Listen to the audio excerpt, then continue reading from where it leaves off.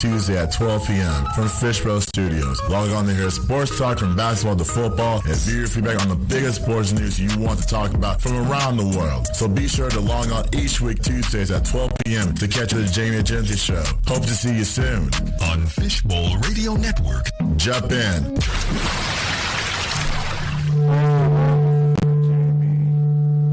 Jamie Agenti Show right here on Fishbowl Radio. My name is Jamie. It's Tuesday, January the 24th, 2023, sorry.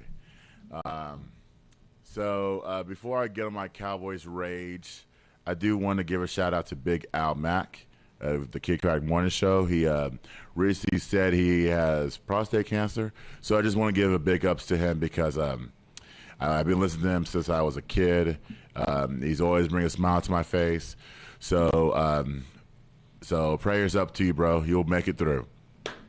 Now, with that being said, let's get to this Cowboys talk. All right, 19-12, San Francisco beat us. There's a lot of blame in this game, guys. Like, I haven't even been able to sleep since Saturday night. This is how tired I am. Sunday after that game, I said, you know what? I felt it. I felt what fans are going through. And after watching this team for 27 years, me 23, I said, man, this team is not worth a damn to watch. The damn to listen, to dive into their daily lives to see if they're doing the right things. It's not even worth it. Like I said, I haven't been able to sleep since Saturday. This is unbelievable. And Mr. Prescott, 22 for 37 for 206 and a touchdown, 2 interceptions. Dude, you're inconsistent. When are you going to say, you know what? I'm going to spend the offseason getting it together. I'm going to get in the gym every single day to work on my accuracy. Like if you go to what's that place called? I don't want to talk about the gun range. I'm talking about I can't figure out that sport. But anyways, it's like Ballards. I can't remember. Maybe when I bring it, Gabe, and we'll talk about it. Well, anyways, this guy is inconsistent. There's people out there burning your jerseys, Dak. There's people breaking their TV because of you. You don't care. If you cared, then you say, you know what? I'm going to go into the offseason. I'm going to throw 100 passes a day. Michael Jordan did it. Michael Jordan shot, over 5,000 times a day. Dame Lillard has done it.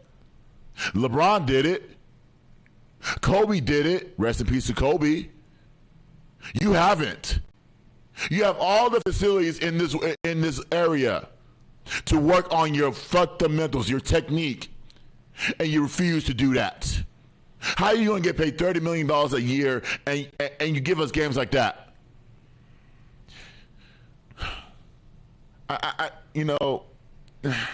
People will say we got to find another quarterback. What other quarterback do you have? You're not going to pull Troy Aikman out of retirement. He's 55 years old. He's comfortable. You're not going to pull Danny White out in retirement. He's 68. You're not going to pull Roger Staubach. He's 80. You're not going to pull Cooper Rush because Cooper Rush is not the real deal. You're not going to pull a college quarterback because college quarterbacks are not ready for the NFL. Maybe 2 are, but the rest are not. This game had Dak's name all written all over it. And when you were ready to shine, you didn't come through. I am tired of protecting this man.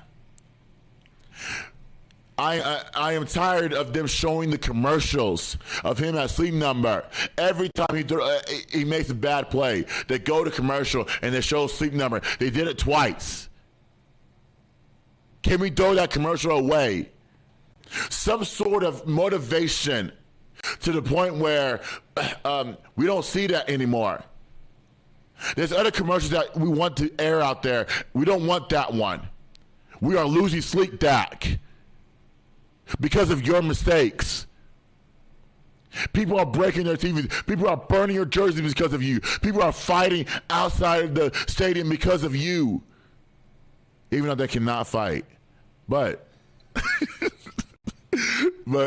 anyways, Dak, we are tired, bro. When are you going to say, you know what, I am the leader of this team, this all falls on me? That's it. That's all I want to hear from you. You got beat by a quarterback that is not even not supposed to be here. He's supposed to be in the XFL, getting a contract. This man beat Trey Lance and Jimmy Garoppolo and said, you know what, I'm going to stick through it. You know what, I'm going to go to 4 years at Iowa State. What is in Iowa?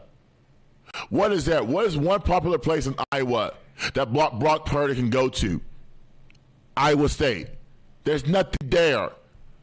His game is nothing. And you allow him to come in there and not even play the perfect game, but beat you. This man was sitting at home for 3 straight days, waiting to get drafted, and said, you know what, if I didn't get drafted, I'm going to try out. And it worked out because he won the last 7 games. Maybe we need a quarterback like that.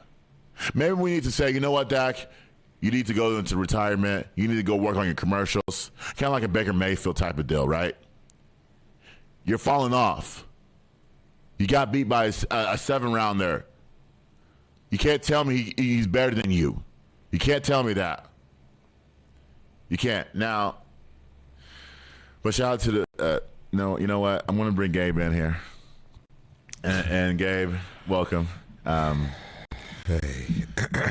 It's been a tough 2 days. Yeah, it almost feels like someone close to you it has passed. But unfortunately, the Cowboys are no more. I want to know what your feeling is on this game. We can go from quarterback to coaches to running back to everything. I'm going to tell you, and I'm normally not the person that puts the blame all on one person, right? Yes, right. But in this case, you can literally point to every moment in the game where we were in the position to score, change the momentum, something like that. Yes. You can pinpoint it to one specific individual who did not show up to play. And it just happens to be the most important individual on your team. Right. We've seen this with Dak before. We've lost games because of his inconsistency before. This season was a really bad one. Yeah. Just across the board for him. Start the season off with an injury, missing 5 games or 6 games. Then to come back from injury and lead the league in interceptions. To me, I don't know how the hell you lead the league in interceptions and you only play 12 games. Right. That's insane to me. that's so absolutely weird. Insane to me. But beyond that, I do think that he has this thing about him where it's like he's untouchable because he's such a great guy. And I think that Dak is a really cool dude. He's a solid individual. He's morally sound. All of that. Right. But we use that as a cop-out when it concerns how we discuss his play. Right. I've always tried to support Dak from a distance even because of the fact that he was a good guy. And he is a good guy. Yes.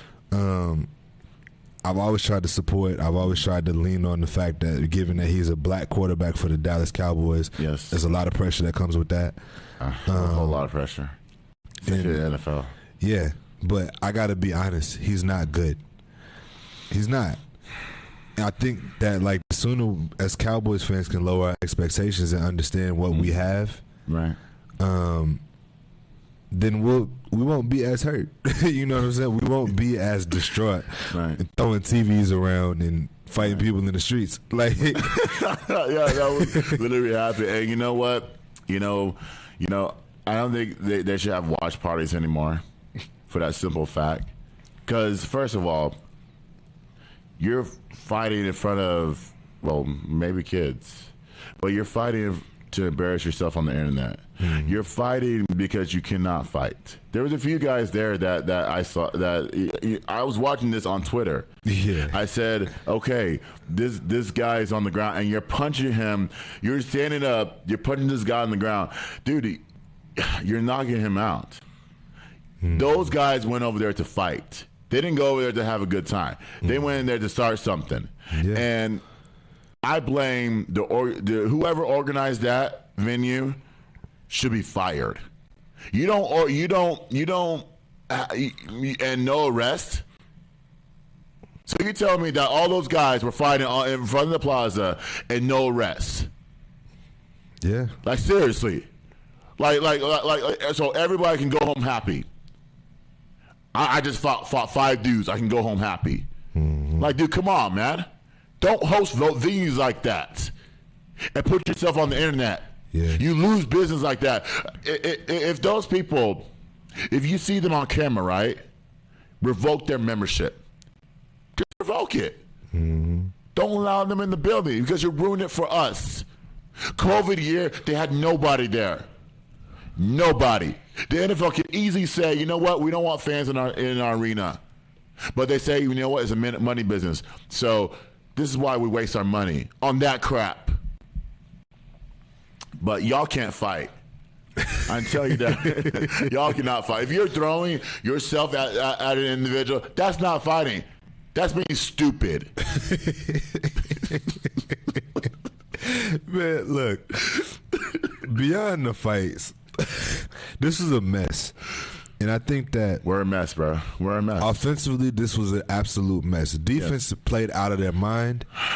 And honestly, to hold that team to 19 points, that deserves a round of applause. I'm gonna give them a round of applause. Holding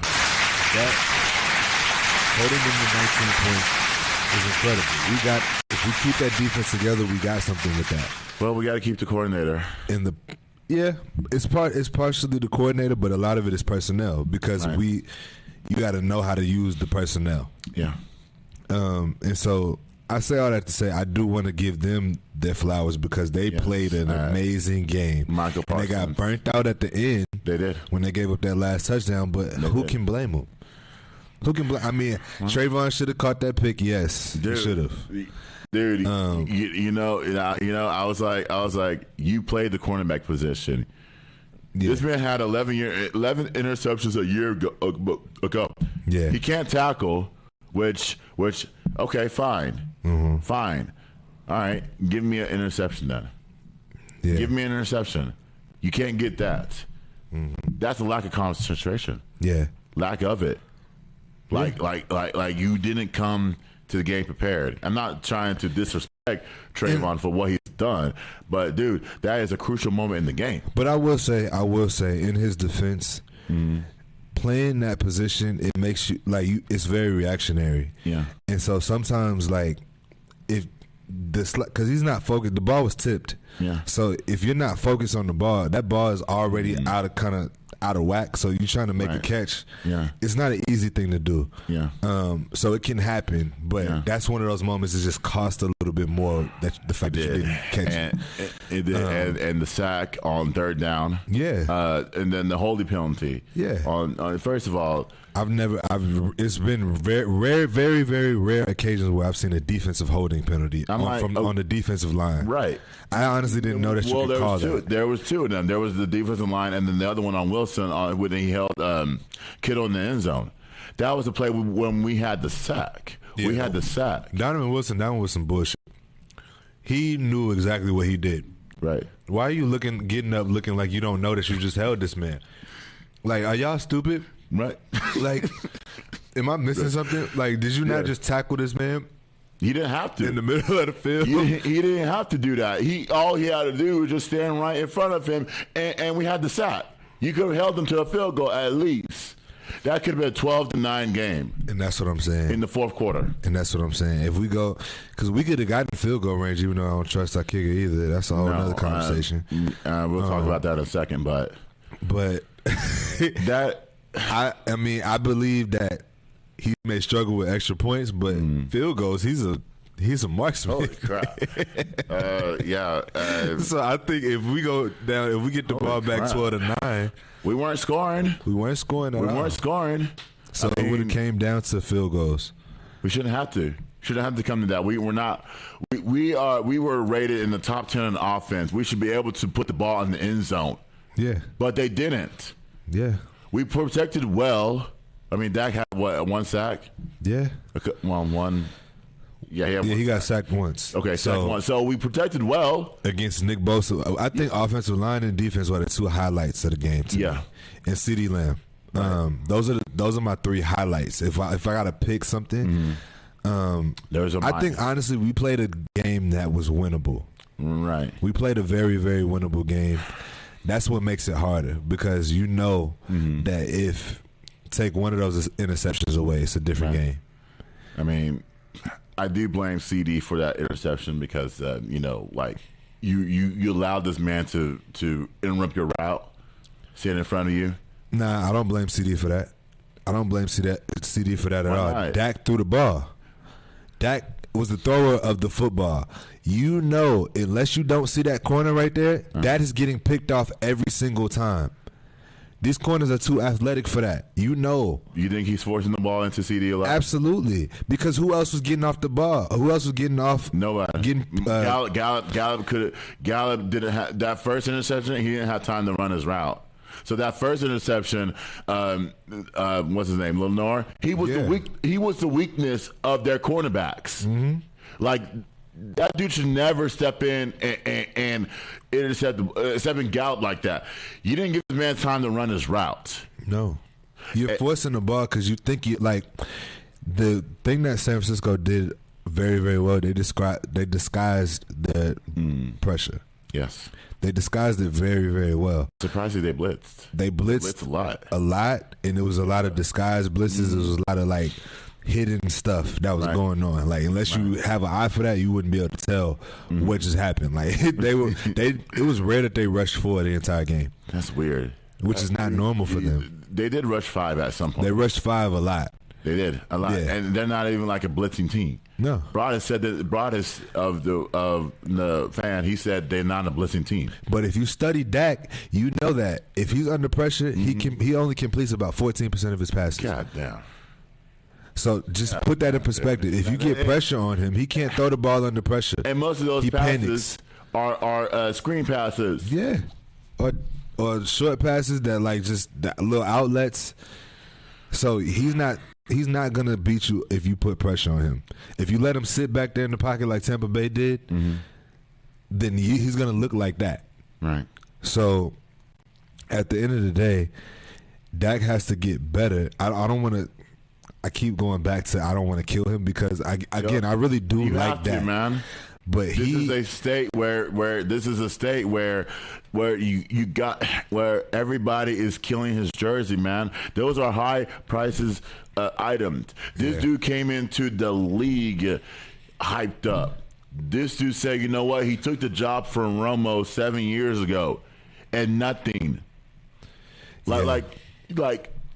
Like he's the type of dude that he was eager to get back on the field. Ever since the Eagles game, the first one, he wanted to get back on the field. Yeah. Even though at that time we were 4-1. Okay, I said, you know what? Our defense was playing great. Cooper Rush was making manageable throws. I said, fine, don't rush it. But at the same time, it hits differently. It hits differently because we threw everything at him. Yeah. And when it's time to shine, you cannot come through. And I was thinking to myself yesterday, I said, does this guy need his eyes checked? I said no, because it's about technique. This is 100% about his inability to play under pressure. Period. That's it. He can't. When I say under pressure, I mean like a literal pressure, and I also mean game pressure. Yeah. He doesn't have the ability to do that. He doesn't do well. He crumbles every single time. Neither. Every time. Neither. He's gonna fold. Right. Neither. And I hate to say this, but Stephen A. and everybody was right. They're laughing. They're absolutely correct. And this team goes as far as Dak Prescott takes them. And I know we love to talk about the defense and Michael Parsons and all of this other stuff. Like, bro, we only gonna go as far as Dak gonna take us. Exactly. And I can't. My friend, my former roommate at UNT, he used to play football for TCU, and he transferred to UNT, and we were cool. Also, we were cool, and I was supposed to say this on the air, but the Cowboys are our accident to happen. I don't. What are those words? Sorry, an accident waiting to happen. An accident waiting to happen, and he was right. He and Stephen A. were right, and he's a Giants fan, and so. He can't say nothing. Though. He can't say nothing. He's a Giants and Lakers fan, so he's going through it. Yeah, and so this man, I also said he's not hungry. He's not hungry because he's not hunger for the money. When us humans, when we get hungry, we're like we can be far away. We can find the next best restaurant at 2 or 3 o'clock in the morning and say, you know what? We got to speed through everything to get to that restaurant. Dak is not hungry enough, Gabe.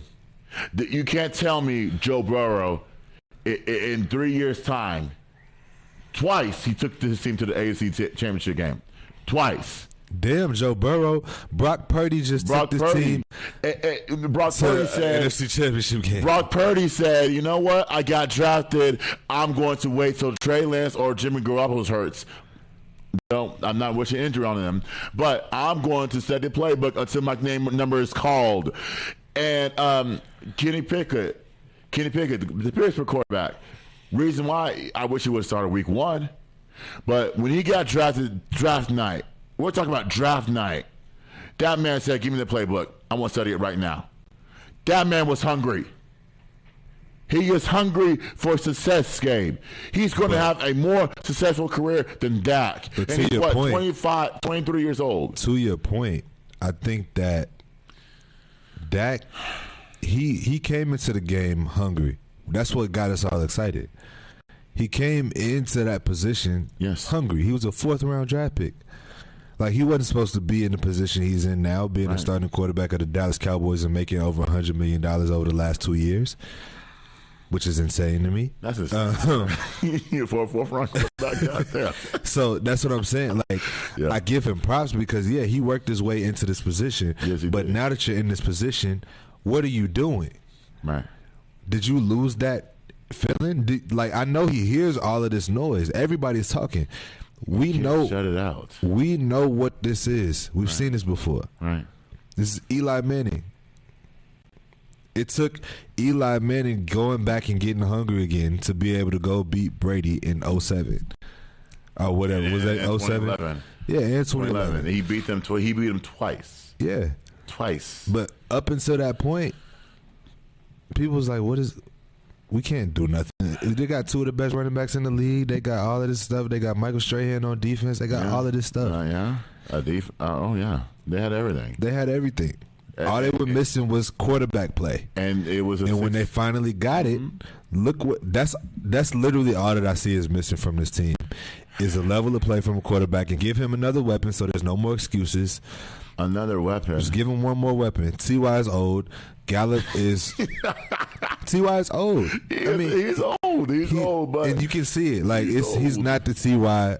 of Indianapolis. No, yeah, he's not. He's not that guy, and that's fine. He doesn't need to be. Right. But give him another weapon, like an Amari Cooper type, because DeAndre Hopkins is up for grabs. DeAndre Hopkins is up for grabs. Well, okay. So they're trying to make a deal. You're playing with a quarterback that is cocky, which Kyler Murray is cocky, and you want to get him out of there. So DeAndre Hopkins, we are a winnable situation. Yeah, we're right there. Like even not having the personnel that we do need. Yeah, we're still right there. All it is just technique. Yeah, everybody in the offseason needs to go work on their technique. That's what it is. We need corners bad. We do. We need to draft corners immediately. We do. Corners and a receiver. And then it has to do it's quarterback play from that on. There's one receiver that I can tell you, and he went to USC this year. He just declared for the draft.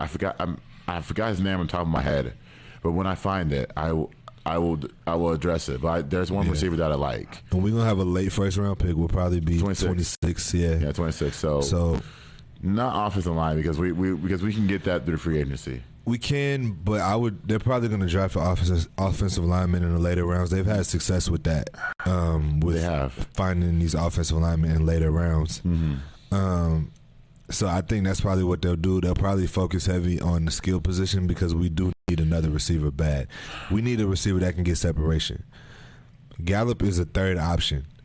He's always a third option. He's not going to be a number 2. No. CD is our number 1. He's shown that. They paid him like, and they paid him like a number, like yeah. No, I'm sorry. They paid Michael Gallup like number 2, but like you said, he's a number 3. He's a 3. He's a great, excellent third option. He's a perfect third option. He is like T. Higgins in Cincinnati. Like it's that same type of receiver. But you have to come into the league ready. Mm-hmm. And when they drafted Jalen Tolbert in the 3rd round, I said, dude, he's not ready.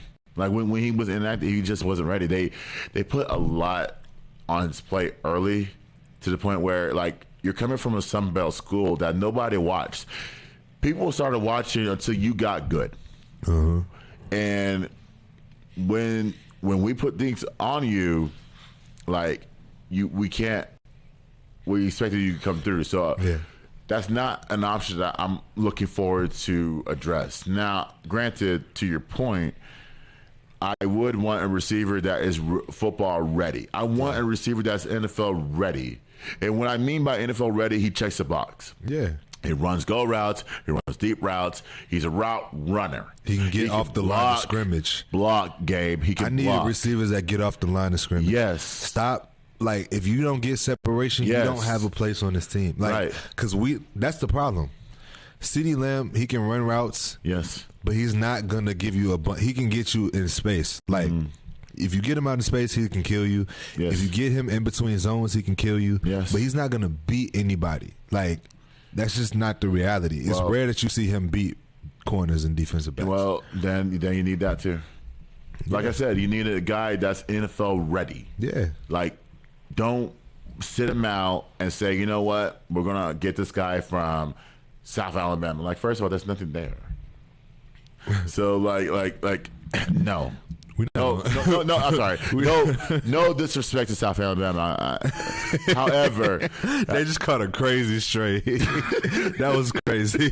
but no, you have to be NFL ready. Mm-hmm. Like, the cornerback position, Kelvin Joseph is not built for this league. I'm sorry. First of all, Kelvin Joseph is not going to be on this team along with Maher. No, him and Maher getting shipped out of here immediately. Okay, you know what's funny? I saw the tweet from the governor COVID, and you know who I'm talking about.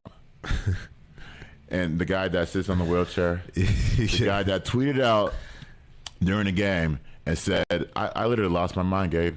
I almost threw the phone on the TV when I saw this tweet. He said, I can kick better than Maher. Something like that. Something like that. Okay. First of all, this is my 20-second take on Governor COVID. First of all, you couldn't beat COVID. The second thing is you couldn't get us out of the winter grid. First of all, people voted for you on a chair. You are on a chair, bro. What happened to you? You can't kick for nothing. Someone will have to assist you out of the restroom, out of your chair to go to the restroom, to do everything. How does one person vote for that person in a wheelchair? I want people to walk. Okay, listen. Can you walk? We gotta send love to Can you walk? No. Give me walk. Can you walk? I'm sorry. We gotta stop. We gotta stop. Love to all the people in the disability community. Yes, I'm sorry. This is we're not gonna disrespect. I'm not gonna disrespect it like that. But it's no. Specific. No. Very specific. I'm sorry. Specifically, COVID, Governor COVID, not anybody else. I'm sorry, not anybody else. Governor COVID. Don't tweet that during the game, please. Now that's a crazy tweet, though. I'm not gonna let him get that off. That's insane. I'm telling you, bro. I'm telling you. Yeah. I'm telling you, man. Like, dude. Like, okay, fine. Back to the game. Back to the game. I'm sorry. Okay, Maher. First of all, dude, we cannot trust you, bro. We had okay, Gabe. Do you remember last year? We had a kicker. I can't remember. His name is Jonathan Gerbey, whatever his name is. Yeah, from Texas Tech. He's a rookie. I saw him make a 60-yarder at Tech to win a football game. That was the kicker for the Cowboys in training camp of last year. And the only reason why they released him was because he was, the butterflies got to him. Like, I'm on an NFL roster. He didn't get drafted or anything. He was brought in by the Cowboys. And the butterflies got to him. That's why they went with Maher. And I wish they would have never. I wish they would have sat him out, because that first kick, like, dude, that had no chance. First of all, whether it got blocked or not, he was not making that kick. Right. And I'm glad it got blocked, honestly, because it was almost like, okay, yeah, like, it wasn't on me. But that was going to be wide left. Right. Dude, we're on pins and needles for the most basic position in football. An extra point. Like, honestly, I would rather go for 2 from the 2-yard line and not even. I would have either. Like, I would have either. But again, I know that kills his confidence, and they trying to, like, that's my problem. Everybody on the Cowboys organization is trying to protect people's feelings. I'm tired of that. They're babying these like, dogs. Sit down. Players. You missed 4 extra points. Get off my field. Right. That's how I feel. Like, but maybe I'm mean. I don't know. Dude, you're being real. That's what you are. Like, to you're me, being real. Everybody's babying these dudes and, like, protecting them. Like, dog, this is a business. You can't miss 4 extra points in a playoff game and think it's sweet. Nah, bro, we not doing that. Like, dude, you know how bad it was? You know how bad you missed 4 extra points? You know how bad a field goal is, Gabe? They had the news anchor going out there kicking field goals. He missed everything.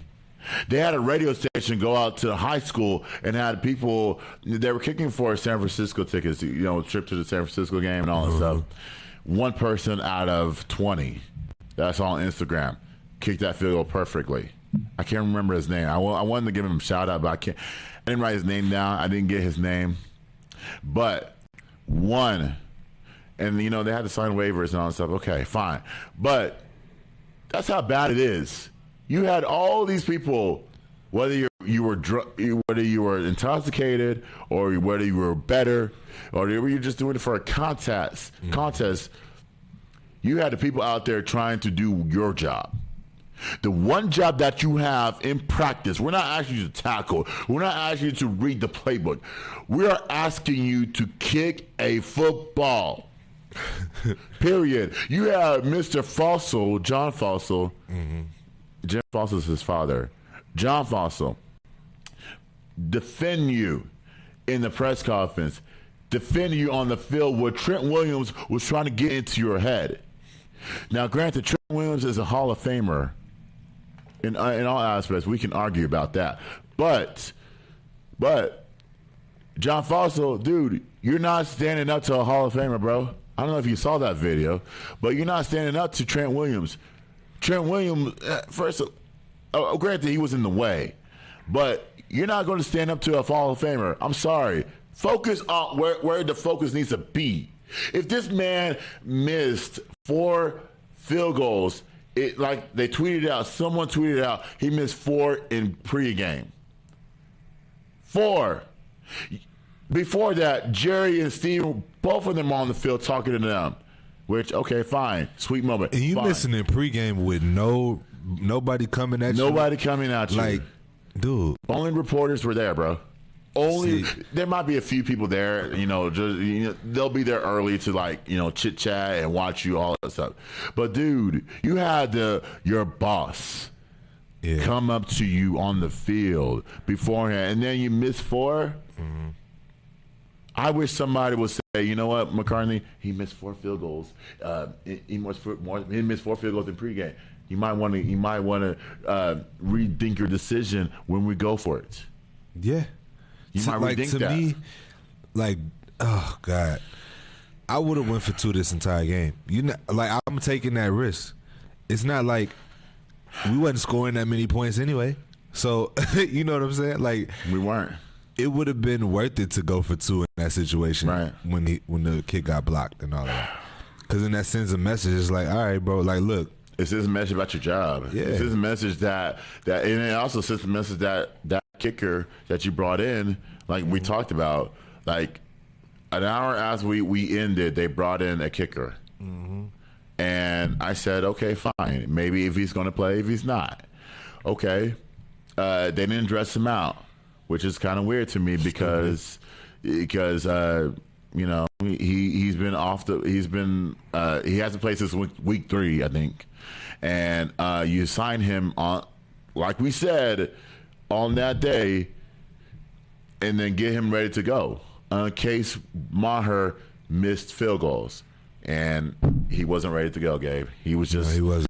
He I will give him credit for making that 1 field goal. It was like 45 yards. He made 2. He made 2. Yes. You're right. He did make 25, 2. 25, and I think it's 43. Yeah. Yeah. So I would do want to give him love for that because that was great. I don't think his problem is field goals. I think his problem is extra points, which is weird because Yeah, that's weird because it's the same thing. It's literally the exact same thing. it's the same distance. Yeah. It's the same distance where you know is like it's like 33 yards. Yeah.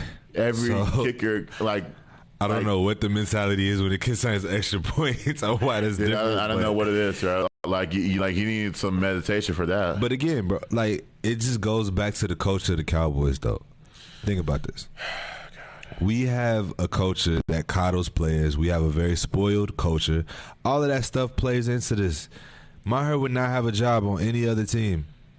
I'm No, just he being would not. honest. He would Maher would not have a job. You don't get to miss 4 extra points in a playoff game and still keep your job. or better yet, you don't hang out with guys that you hang out with in front of your past. No. Like that's You what it don't. is. And that's the thing. Like I love certain aspects of what I saw this season. We were a very resilient team, and I think with all that we went through, I think we exceeded expectations. I do want to say that. That's why I was upset at the way that we lost, but at the same time, I can't even really be too upset because we got to the divisional round against a lot of odds. We weren't supposed to be there, given how our season started. I mean, yeah, We weren't supposed to be there given how many interceptions Dak threw. We weren't supposed to be there by how many injuries we had, massive injuries. Like, so at the end of the day, I am proud of the way that they fought. At the same time, when you're in a position to win. When you give me a grade, Gabe. I'm sorry, go ahead, finish your point. Yeah, when you're in a position to win, you got to take that. That's all I was going to say. Well, okay. Before we talk about these free agents, I want to say my piece. Yeah. It wasn't a wasted season. I never thought that. You know, I always had confidence. Even when Dak went down, I was the one that said, you know what, we're going to make something happen, and we did. We made something happen. We made we exceeded we went against everyone's odds. Stephen A, when he said week 1, when he said it's over, and you come back and beat Cincinnati, again, it wasn't pretty, but it's a win's a win. That tells me something. That tells me that, okay, this team is back. This team is not joking around. This team kind of knows their personnel. And then when Dak came back, I felt like he rushed it, and I'm like, okay, when you're playing, I wanted Cooper Rush to take hits. I wanted him to not be boy wonder. I wanted him to take hits. I wanted him to say, you know what, this game is for me. This game I'm built for. I wanted him to start against the Eagles, and obviously he got hit. It wasn't a win, but you take that. You take it because most boat backups sit out the whole entire season. The only thing they call upon is practice and practice scenarios. So I'll take that. I'll take the 6 games that Cooper Rush got us in. And again, he's not no perfect quarterback in the league. He's not no Aaron Rodgers. We're not asking you much. We're asking you to hand the ball off to our 2 best running backs, give the ball to your best receivers, and make the plays when you can. When that came back, I felt like everything fell apart. The only thing is the turnovers. The problem is the turnovers and the technique. The reason why I always preach technique to people, because the media is not preaching technique. Technique wins you games. Technique wins you championships. Okay? It wins you games in the regular season, and it also wins you championships in the playoffs. And when you have technique, when you can be a route runner, when you are a running back and you can work on the squats and the benches, and you can squeeze your way through the tackles. When you're an offensive lineman, when you can get up into the second gear, you can get up to someone else's shoulder pads. Defensively, same thing. Linebackers, when you can read coverages. Secondary, when you can communicate. Those to me that I care about. I care about the technique. However, Dak, you can throw over more than an interception, we can still be in games because of our defense. So if you give me a grade for this season, I'm going to give it a B minus, only because of the interceptions, the technique, and how we ended things. And the other thing is your GM and your COO, Stephen Jones and Jerry, getting on the media every single week, radio interviews every single week, talking about a matchup. I'm sorry. That is for coaches. That is for your offensive coordinator to disguise. That is for your defensive coordinator. Why is it that these guys, the only 2 guys in the building that have say, Kellen Moore and Dan Quinn, the only time they only get on the mic is during a press conference, and that's once a week. Why not on the radio? Jerry gets on the radio twice a week. Steven gets the same thing.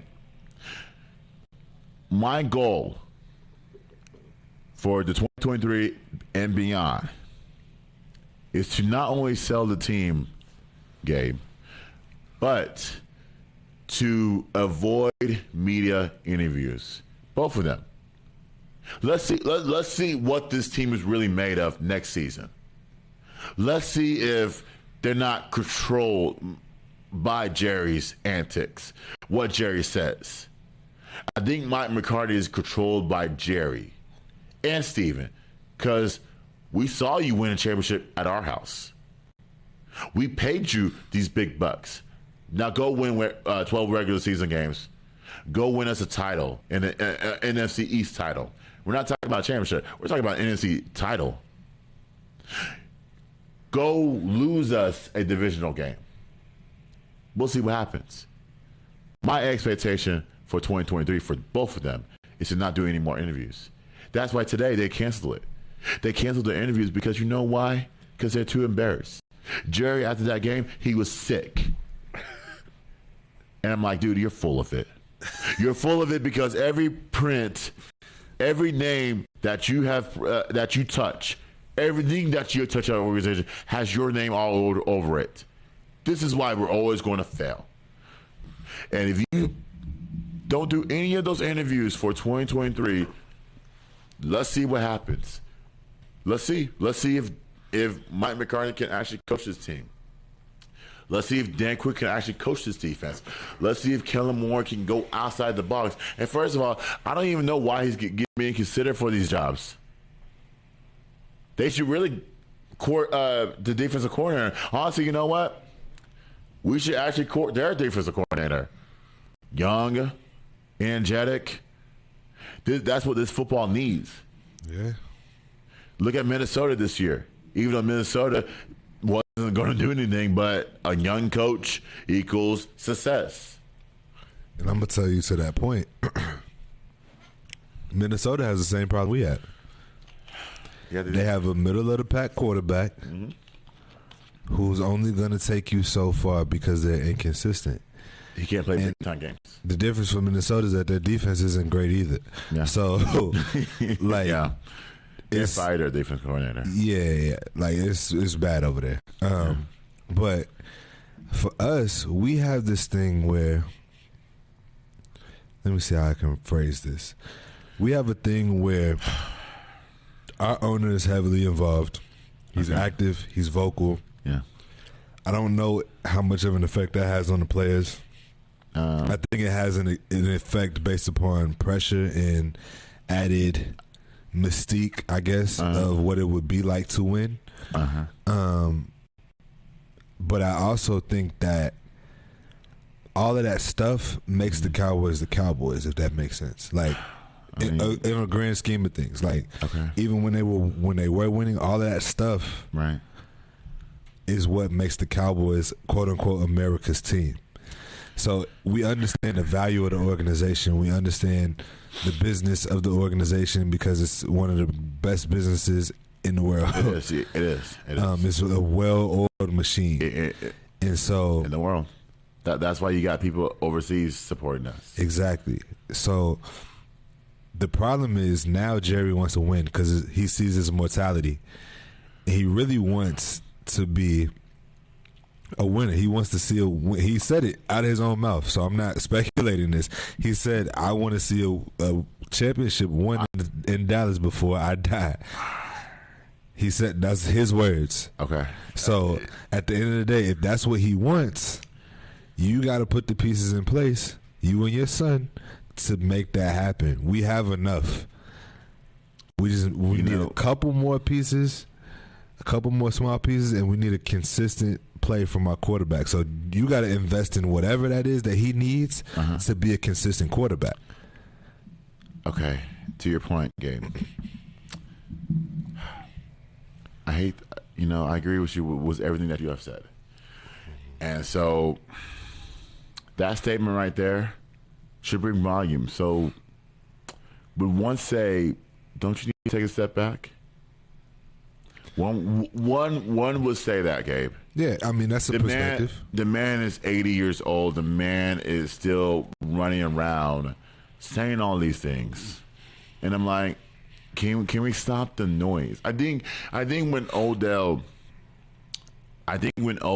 Odell noise started, I think it got to Dak's head.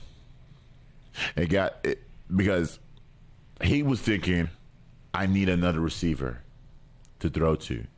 It got to CeeDee Lamb's head because he balled out. Yeah. It got to Gallup's out because we saw spurts from Gallup. So that receiver room was not even talking about Odell. Your quarterback was. Your linebacker was.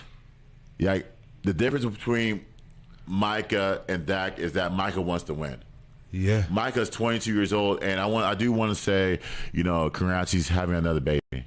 Yeah. So she was actually just born last week. Oh, she was? It's a girl. Okay. Yeah. Okay. Oh, congratulations. So the man is 22, 23 years old. He came into the league hungry. He says, you know what? I can't be doing all this. I can't be going after your quarterback. I can't be doing all this if you guys haven't invested. That's what Coach Prime will always – Coach Prime – I love Coach Prime. Coach Prime said this in one of his meetings with one of his teams. And I saw this. I said – and it's true. I said, you give me – if you invest, you should get something back. So Micah has invested. You should get something back. Dak hasn't done anything. Dak is not a winner. I'm sorry. Like, Dak is a winner off the field, but he's not a winner on the field. So for those that say we need another quarterback, I don't know what quarterback you need. Like there isn't any. That's the problem with getting these middle-of-the-road quarterbacks. And I know it's like, because it's one of those things, like, you're not going to find anything better that's available, but you, like, We're stuck. But it's literally like being stuck in the middle. It's, Right. it's like We're not. And I disagree with Broadus on this because he said they asked a question on the post game show. I think it was Wolchuk asked it. He said, "Can we give him till? Can we release him?" I said, and Broadus said, "Give him one more year." I'm like, no, because I think he signed that. I think he signed a. He signed for 2 more years. Then we gotta deal with it. We gotta deal with We him gotta for 2 deal more with it years. because you can't trade that contract. You can't do that. Like Nobody's doing. You might be able to trade it last year. you're right. Somebody could pick up that final year of his Somebody will. contract. Somebody will. But at this, honestly, like I would love to see a quarterback with potential playing this offense in this scheme, because I think that like maybe that's a dream. But don't get me started on that. No, I won't. Lamar Jackson with protection. Lamar Jackson was a protection, able to run, barely hurt. You got a CD Lamb. You got to get. I don't want to think about it. All right, let me stop. Let me stop because that would be because Lamar Jackson is a winner. Yeah, he is. You can see it. He's a winner. At the end of the day, Baltimore just don't have the pieces for him. Right. But he is a winner. Yes. He's already won an MVP. Right. Like, dude, that's a quarterback. Like I said, a quarterback. Like I said, I would be willing to take whatever hit comes with that if Lamar Jackson is available. you got it. Like I said, you have to come hungry. Yeah. And he came into the league hungry. You saw the stats. And I want to, so I do want to address there are actually 3 bonehead plays. Actually 4. Okay. Only 4? There was a lot of them. But these were crucial. Yeah. Actually, all of them were crucial. Okay. This is my free agency thing. Dalton Schultz. You signed a franchise tag for 1 year. You said you wanted more money, tight end money, like you said you want Travis Kelce money. You said you wanted who else is another good tight end? George Kittle. George Kittle doesn't even get paid a lot. He doesn't. He's the second best tight end in the league. He is. There's no debate. He is. Mark Andrews. Like, dude, you want tight end money, but yet you don't do tight end things. First thing is I want to address, and I didn't notice rule till that night, Gabe. I didn't know that when you catch the ball, you're trying to go out of bounds, but you get hit inbounds. You get hit backwards. So Dalton Schultz caught the ball. He tried to go out of bounds, but he got hit backwards, and the ref wind up his clock. I didn't know that was a rule till they told me in the game. I'm like, dude, can you actually do that? I didn't know that was a rule either, but I was hot when that happened. I was like, dog, you can't be serious. Like, we're about to lose. I knew in that moment, I was like, there's no chance. It's over. Yeah, and the second thing was, how do you not have your left foot down? Dude, they teach you that. You practice that all the time. They teach you that. How? Like, and then another thing is Zeke, your boy got punished. He got to go.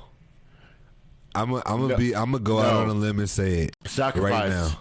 No, it's time. It's no. Gabe, no. He's got to sacrifice. Sacrifice that money. He even said he's willing to take a pay cut. He said that last night. I don't care. I will show you it before we go to break. I believe you. Gabe, I believe you. Sacrifice. But listen, I don't care. Zeke, we need to see what we can get for Zeke now while he's still. No, you have to sacrifice. Right no. For what? What are we sacrificing for? Pollard got hurt. This dude is not going to be the same.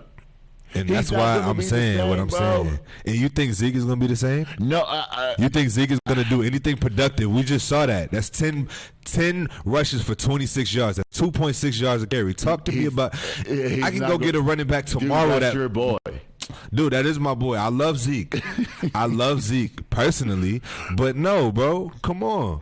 Like, I got to be honest. I got to call a spade a spade. You're not the same player. And it's fine. That's fine. But in the nature of business and the business of sports, We have to figure out what we can get for him now while he still has some juice left. But dude, no sacrifice. Sacrifice for what? Dude, you got to take a pay cut. It's not about the money, Jamie. Listen, it's not about the money. Gabe, it's about the production. It's about production. It's just like any other job. Any other job. If you're not producing, what happens? You get replaced. Exactly. Exactly. If you're not producing, what happens? If we weren't stuck with Dak, he would be out of here too. Just keeping it honest. Now, will they do what I'm saying? Probably not. Jerry has loyalty to people he drafts. So, yeah, they'll probably work with Zeke, and they'll probably try to get a pay cut and all that kind of stuff. Gabe, but that's not smart business. Gabe, my thing is, how can you run behind what can you do? Your offense, okay, first of all, your right side was getting killed by Bosa. Bosa wasn't killing you in the passing game. Your right side, your Tyron Smith was getting I can't find that word. He was getting destroyed by Bosa. He was getting destroyed by Armstead. Like, dude, that dude's got to go. But he's got to hang it up. I'm sorry to say that. I've been a Tyron fan ever since he came into the league. I love the guy to death. The reason being because he takes no BS. Yeah, I agree. And he got killed. Yeah. Tyler Smith, we give him credit. He did it. He did his thing. Mm-hmm. But dude, you can't ask me what can this man do. 10 carries for 26 yards. Do you keep running the ball? Because at that time in the game, you're down. I can understand production.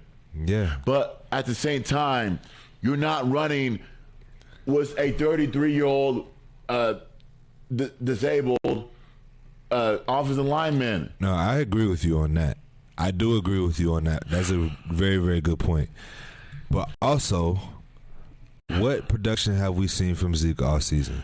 We've had sparks and moments. That's it. There's no consistent production. We talk about him being an option too, but really Pollard has been carrying his offense from a running back position. But Pollard broke his whole leg. And he did. He's going to be out for a long time. He's going to be out for a while. And that's a very, very difficult injury to come back from. Yes. But I honestly feel that we need to figure out what we can get for Zeke now while we still can. Like, we can get a lot for him now because he's still valuable to somebody. Draft pick. Can we get in the top 5? Because I want the running back from Texas. I want the running back from Texas because it's a dream. That's a dream. It is. But I don't know if they're giving us the top 5 for Zeke today. I don't know if that's his value. I mean, just being honest. He's 27 years old. I mean, that's you're nearing the end of running back age. Yeah, and so, that's my point. That's my point. Because even with the pay cut, we're still paying you. Like, we're still. You paid him $90 million. Like, this dude was in Mexico. You paid him $90 million. Yeah, that's selfish. He's still getting paid. That's selfish, bro. You don't do that. You don't go to Mexico and train in Mexico and expect to get paid. like okay, it's like if you work here, right? Yeah. If you go to elsewhere, if you go to another radio station, right? Mm-hmm. Do you expect to get paid from this place? No. Exactly. So, but you got to think that it's not like he went to an entirely different team. He worked out in Mexico. He was in Mexico. He was on vacation. He did. At the end of the day, that's not against his contract to go on vacation or work out elsewhere. Dude, it's not. Dude, we need a top 5 pick. I'm sorry. We need a top 5 pick. We need that running back from Texas. The reason being is because he reminds me of a smaller version of Ricky at Texas. A smaller version. He can make angles, which, by the way, speaking of angles, I want to talk about Cavante Turbot a little bit. Okay. That dude needs to sit down. Okay? Sit down because you are too cocky. You're grabbing the football from the air, right, as a kickoff punt return, thinking that you have something. Stop. You don't have anything. That kickoff return, that could have easily been a touchdown. That would have been 6. That should have been angles. 6. Angles. The punter should never be able to slow you down like that. He didn't have to. He ran into him. He didn't have to. Dude, you had two people to beat. But he had three. He had like 3 kick returns that should have been house calls. Like 3 of them at least. But he didn't take it. He didn't take it. Cockiness. I don't know, man. I don't know what it is. I think he's too overzealous. Like cockiness. I don't even want to say cocky. I think it's really more like just overly. Maybe cocky is the way. Yeah, cockiness. Maybe cocky is the way. I don't know. He has a thing about him that I don't necessarily like because he ran back a couple in the preseason and everybody got hyped. Yeah, and we haven't seen not one kick return during the regular season. We haven't nothing seen in the playoffs like this. He did create a spark. Yeah, but we needed points. Like, dude, you can't run it. I needed that to be a house call. Like at that point in the game, it was make or break. Right. I knew our offense wasn't about to do nothing. Guess what happened? 3 and out. Like, no, actually, we scored a field goal on that one. Really? Yeah, I think we did. Yeah, we did. It was the other one then where he almost. Yeah, it was the other one that he thought he had it, but he got to like the 40 or something like that. Yep, that was that one. Yep. Okay, that's what I'm talking about. Yes, 3 and out. Field goal, 3 and out. No touchdowns though. That's running into the kicker. That's a bonehead play, right? And a kickoff return. Yeah, but like I said, I hate to say this, man. I love players. Yeah, especially Zeke. I love Zeke, and it would be weird for him not to be here. I want to put that, and I want to say that. But you want to trade your boy? But I want to. The reason why is because I look at value. Okay. I look at the value that is being added. Okay. And I look at how much we're paying him. Okay. I think that we're not getting what we really should be getting from Zeke. And I know that this game was a different situation because we're playing against the number 1 defense, probably the best front 7 in the league. Yeah. And that's true. It comes with a lot of, like, it's going to be hard for you to run the ball. Yeah. Period. Right. We made it hard for San Francisco to run the ball, and that's their bread and butter. But, yeah, so we wore down. Yeah, we got tired because we kept having to be on the damn field. But I was nervous about that. Yeah, I was nervous during the game. I knew after that first drive when we went 3 and out, we got the ball back on the 10-yard line or whatever after the fumble. And then I remember we couldn't get in that end zone. I said, this is not going to go good. This is not good. We ended up kicking that little short field goal, that 25 that Maher made, and that was that. Last points we scored in the game. Even that I was nervous for. So that's what I'm saying. Like, we don't have the necessary pieces right now to make it to the next level. I think that to trade Zeke, we could get something of value right now. He's still valuable. A draft pick, Gabe. A draft pick or a player or something. Gabe. Yeah. The first, you know what? The top 5. We can get. If you want to do that. I think he's worth the top 10 pick. Then you draft the running back. You draft the running back. He's worth the top 10 pick. Like, because he's NFL ready. I'm a big believer of I'm a big advocate of guys playing in bowl games, because if you don't play in bowl games, you're selfish. You always being a team guy, but you don't play in the bowl game because you're trying to hurt your value. You're selfish. To me, you are. Now, he didn't play in their bowl game, so he's fresh. He hasn't played since November 25th. That Friday. Yeah, November 25th. So he's ready. He's NFL ready. I see it. It's unfortunate that he went to Texas. Yeah. Because he could have played for the national championship because no one knows him. Yeah. In Austin, they know him. But I want that running back. Young. I would love to have him. Young. He can't block. He's not going to block for you. But he is going to give you yards. Yeah. He is the version of what Zeke was supposed to be. But I'm trying not to knock on Zeke.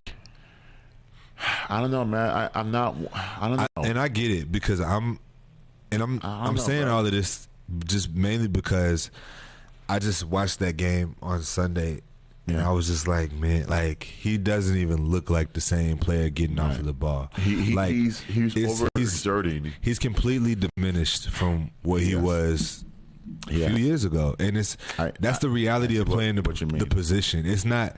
It has nothing to do with Zeke. I love Zeke, and I would love for him to stay. But the reality is, if we have a win now mentality, supposedly that's what it sounds like.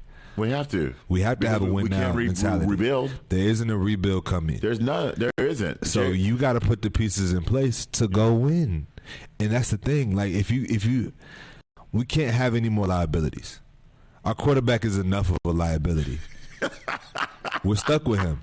I'm just being honest. Like you're right. We're stuck. You're right. He is enough of a liability. So we have to put the pieces around him and keep our defense together and make sure that keep our coordinator. Yeah. We got to, because he's been heavily courted by Denver and Indianapolis. Yeah. So we got to keep him. And this is, I think, to me, I don't know if Dan Quinn wants to be a head coach again. I know the money he would love, but I don't know what he desires as far as being a head coach. He's been a head coach in Atlanta. Well, didn't go the greatest. No.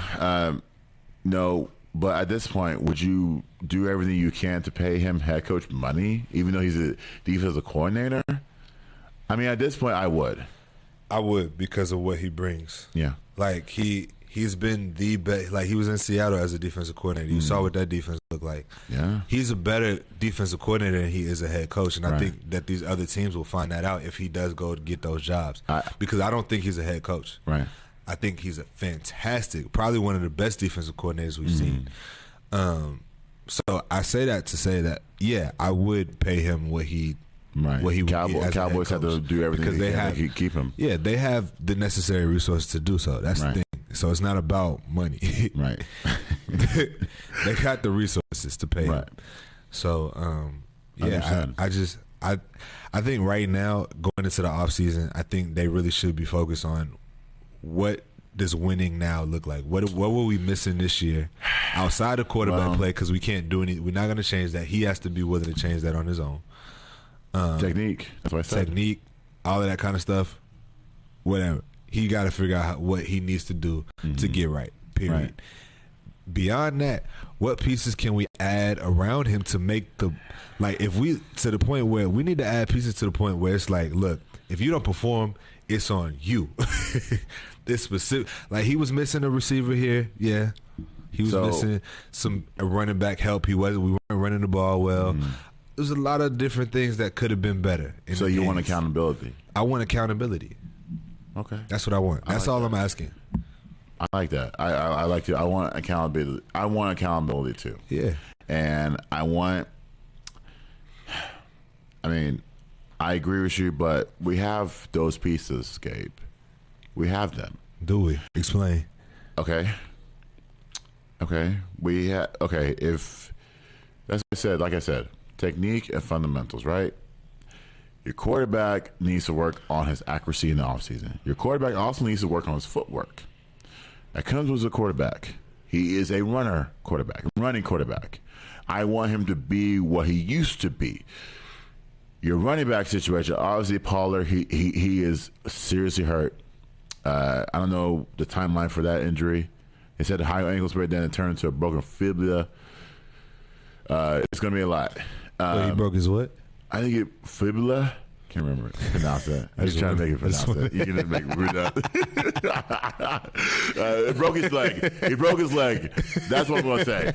So he will never be the same. He will never be the same. Yeah. Zeke Elliott needs to figure out what he's doing wrong. Receivers, Gallup needs to get fully healthy because I feel like he wasn't fully healthy this season. I do agree with that.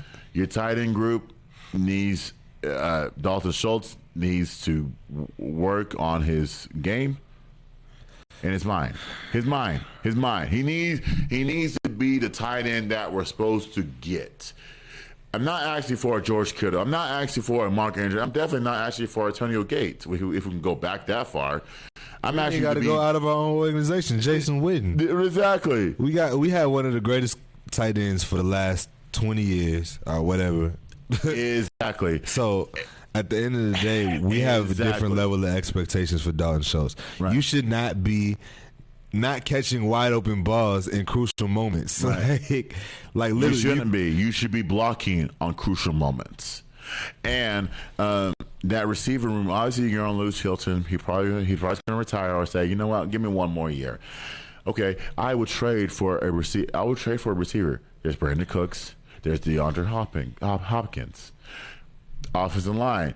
I will say Tyron Smith. Tyron, if you're not committed, then you might as well just hang it up. He even said he will not play for another team.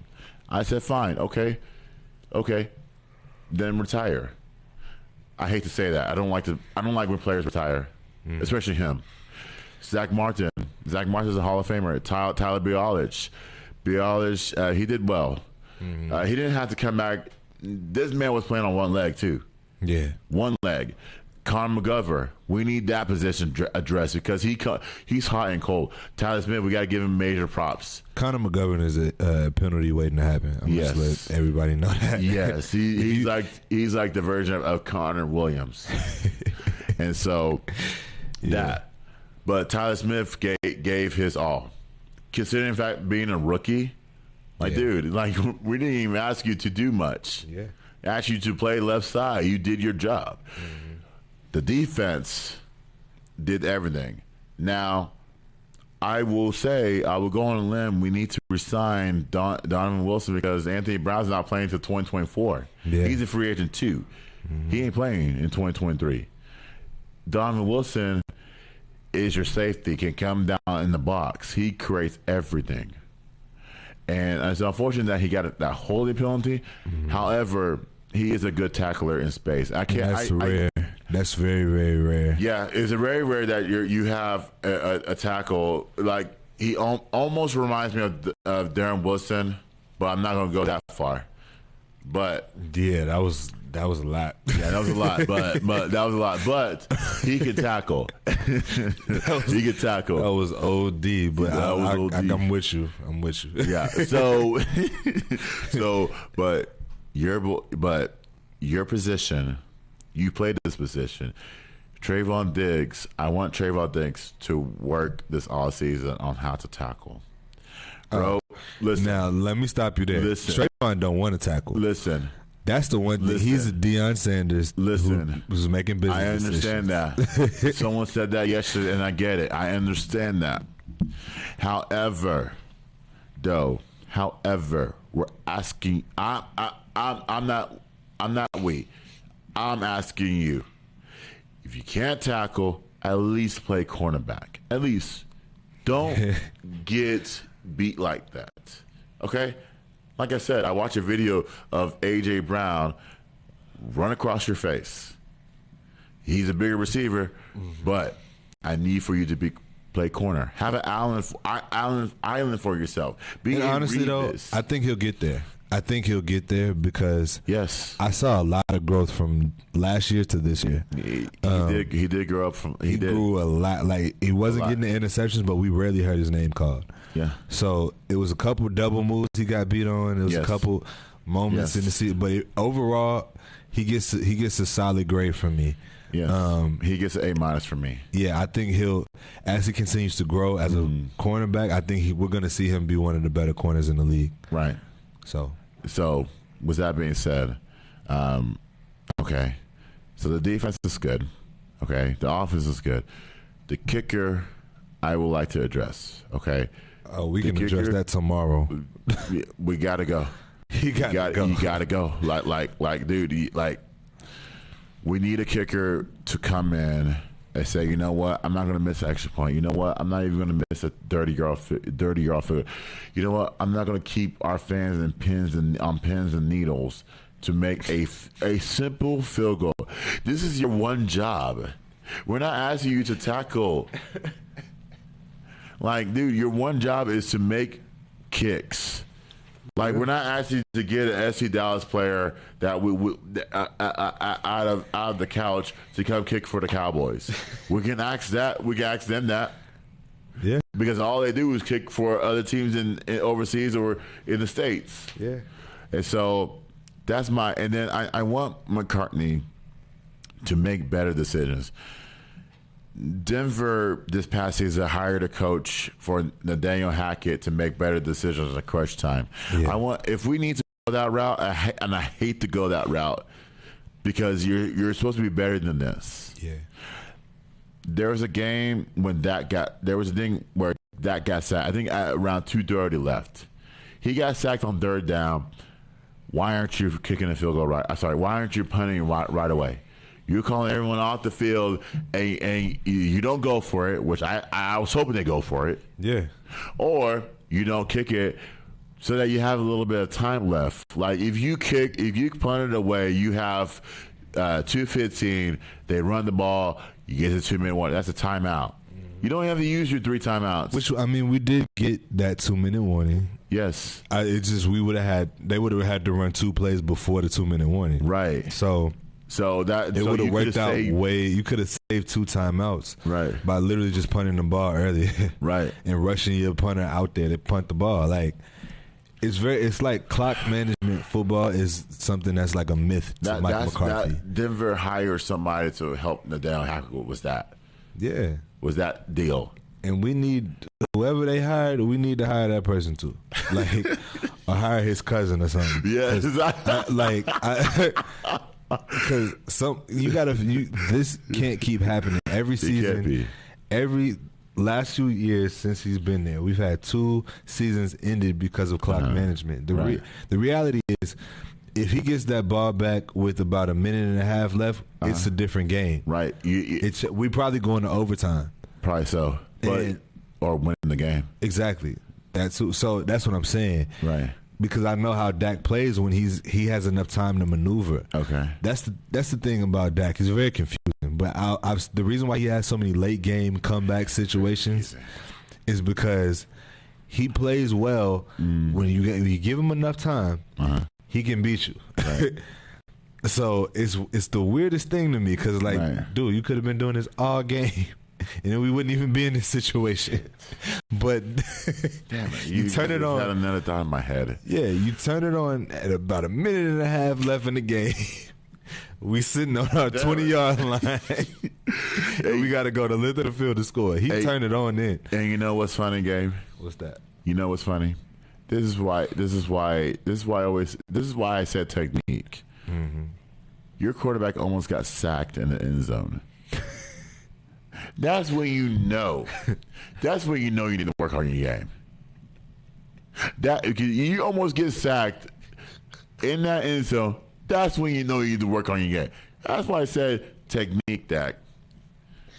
See, that's like I don't do well. The reason why I always said I couldn't coach is because I don't do well with mental errors. Yeah. Like when your mind when your mind is not there, that will send me like I could never coach. I'd be like Mike Ditka, like grabbing people by their face mask and slinging them all over the place. Like I'm telling you, like you can't do that today because that's what I'm saying. Now it's a fine. They call it a fine. But Jimbo tried to do it, and you see the reason why 25 people have transferred out of that college. That's what I'm saying. That's why I'll never coach. So, because I already know, like the mental stuff, like that would drive me absolutely nuts. Like honestly, at that moment, I would have been like, Cooper, get in the game. I'm tired of playing with his ass. My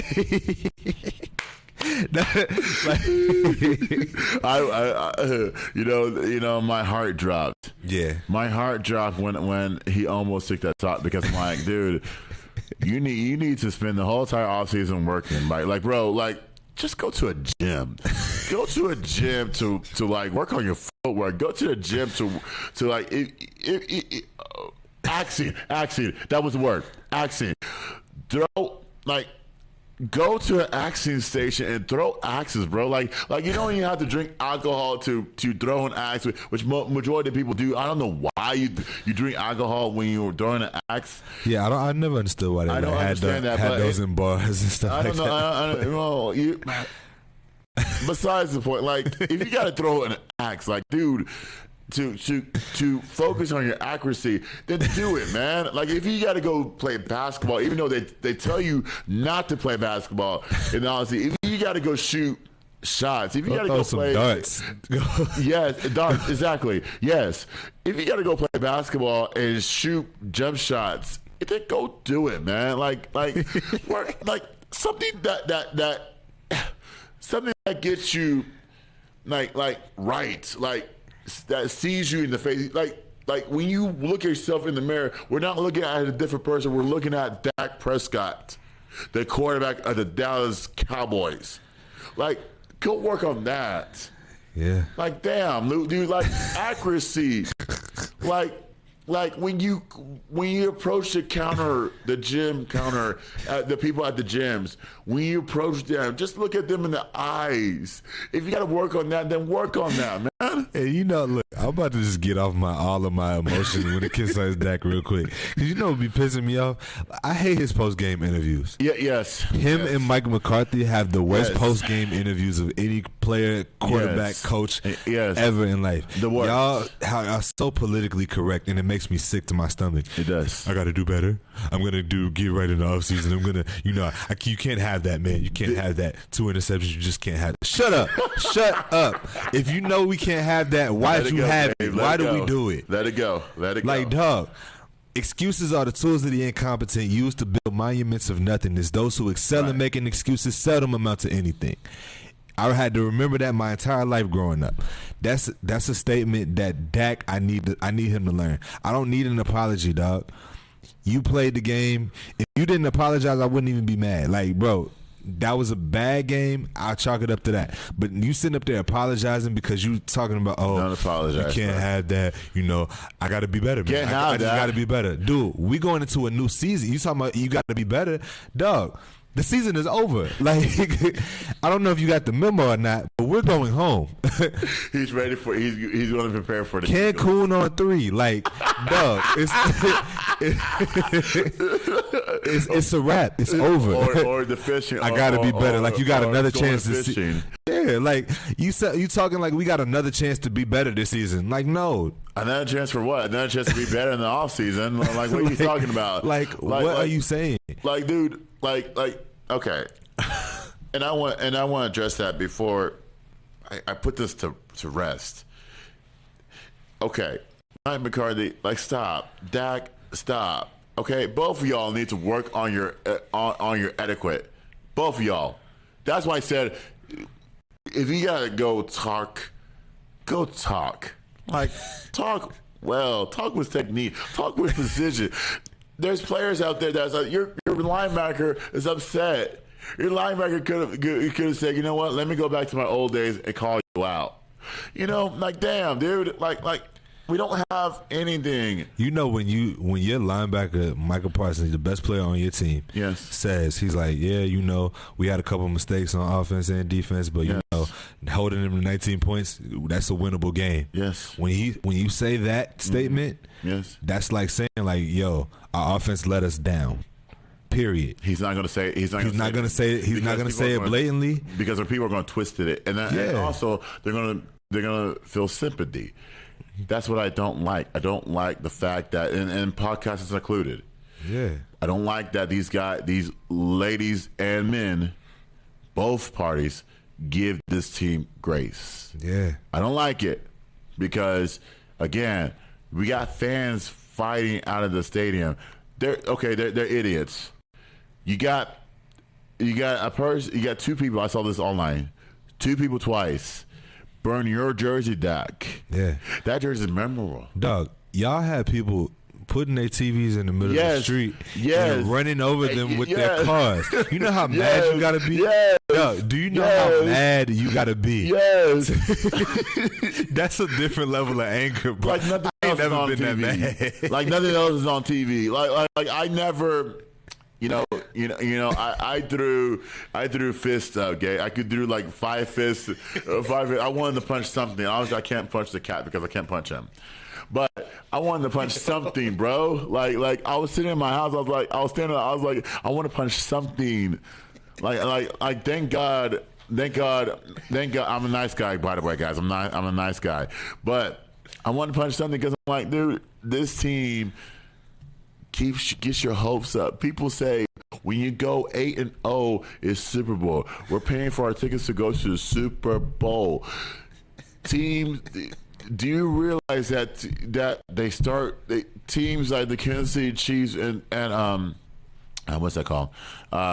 the Kansas City Chiefs every season, they are paying tickets to go to the AFC Championship game. They are paying for tickets because they know their team is always going to be there. And I'm going to tell you something. Patrick Mahomes has had that team in the AFC Championship game every year since he's been the starter. He's not even 30.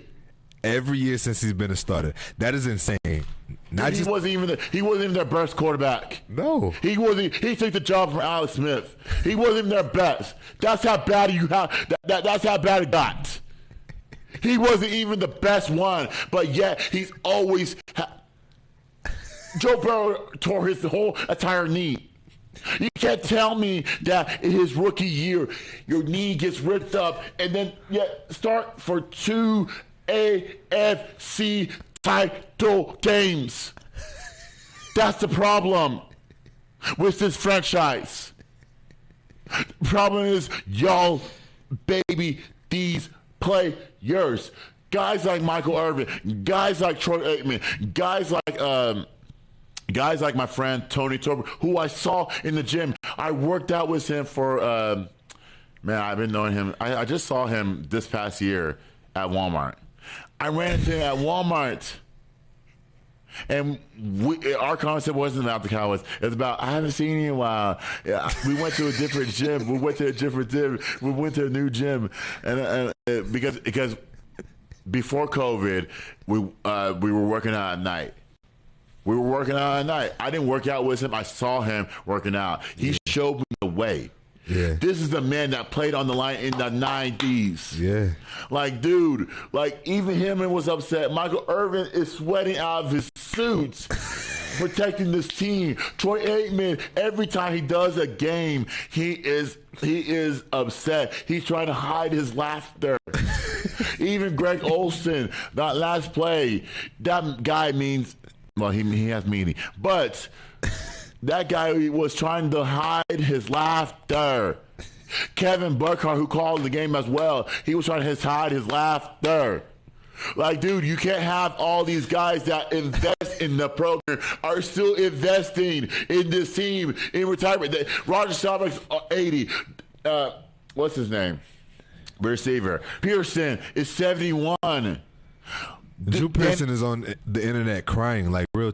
He's an emotional man, dude. Yes, but yes, yes. He's like, they ain't gonna get me again. They're not gonna get me again.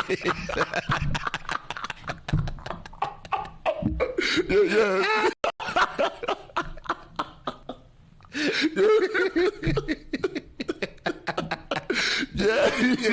He said they ain't gonna get me again. Not again. Yes, but those guys have invested, and we have not given anything back. And it's sad, man. It's sad. It's like all you can do is laugh at it, because if you don't, you're gonna cry. Right. Like it's like we laughing to keep from crying over here for real. Like even Tom Landry was rolling in his grave. God bless that man. He was rolling in his grave, and he was like, he would have called that play. He would have never got your receiver killed. And you know what? I thought about. I just don't even know what that was supposed to be. I was like, huh? What was that? I don't know. Like, first of all, okay, just wave the white flag at that point. Just wave the white flag. Like, you're telling me your quarterback can't throw it 60 yards? If you cannot throw the ball 60 yards, you shouldn't be in the NFL. I'm sorry. Well, it was 80 yards. I'm sorry, 80 yards. 80 yards. Which that's not an easy throw. It's not an easy throw, but it's not one that most quarterbacks can. What are you doing? It would have been 60 yards if Dalton Schultz would have got his foot down. God damn, man. And then he probably would have took a shot to the end zone. You expect to get paid. You give you another franchise tag. Oh, I want to be the best tight end in the league. You're not even there. You're not even in the top 7. Honestly, like if we gonna rank tight ends, guys who are tight ends right now are sitting at home. Kyle Pitts is better than him, and I'm I know it's a lot of people that may sound crazy. Hungry. Hunger. He's young. He don't have a quarterback to throw him the ball. Yeah. You put Kyle Pitts in this offense, it looks different. Oh my gosh. I'm just saying. I'm just saying, like that's what I mean by Dalton Schultz is not even top 7, 8 in the league when it concerns tight end. I think Dawson Knox is better than him. Oh my God! I think, and this is before you get to Mark Andrews, before you get to Travis Kelce and George Kittle. Oh, jeez. We're embarrassment then. We're embarrassing. So that's all I'm saying. Like, you can't expect to get the number 1 tight end money if you're not even in the top 5. Right. That's not even who you are. Like, he's not bad. Don't get me wrong. He's not a bad tight end. No, he's not. But he doesn't. He's a spot up. He's like a spot up shooter in basketball. He's literally like a spot up shooter. He gets into his little spots, and he catches the ball, and he falls. Right. Like, that's it. There's no athleticism. There's not a excellent amount of speed. He can be, but he's just not doing it. So what do you want us to do? Again, we can't pay you for production we're not getting. Oh, God. You're right. That's it. You're right, bro. That's it. It's crazy. That's it. It's sad. It's rough. It's crazy, but it's hard out here for a Cowboys fan. It is. It is. But yeah, I also want to word the Cowboys fans, get your emotions in check. Okay. That's okay. This is my thing about the Cowboys fans. Okay. Yeah, exactly. Get your emotions in check, and also, y'all can't embarrass yourselves out there, man. Y'all have to grow up eventually. The Dallas Cowboys are not paying you. Exactly. You're not getting paid. You're wasting precious dollars in energy on a team that wins 12 games a year and gets to the playoffs and gets you excited to get to the divisional round. Can't even get to the NFC title game or even the Super Bowl for that matter. You're paying them. This is why I would never, well, I can't say never because I'm 35. I can't say that. This is why I don't pay for memberships. You know why? Because of that right there. That right there in Arlington. In Frisco too. Both places. That's why I don't do it. I don't do it because y'all don't give me any value. Now, granted, I will pay for a Mavericks thing if they get to the postseason. Granted, yeah, because they will get to the postseason every year, no matter what type of help Luka gives me or not. And the NBA postseason is a little different. You always got a chance. Once you win, you got a chance. Exactly. So it's a little different. Like exactly. So it's football is one and done. You know what I'm saying? It's a one and done. Which I mean it has to be that way for a lot of different reasons, but it's one and done. You win, you continue.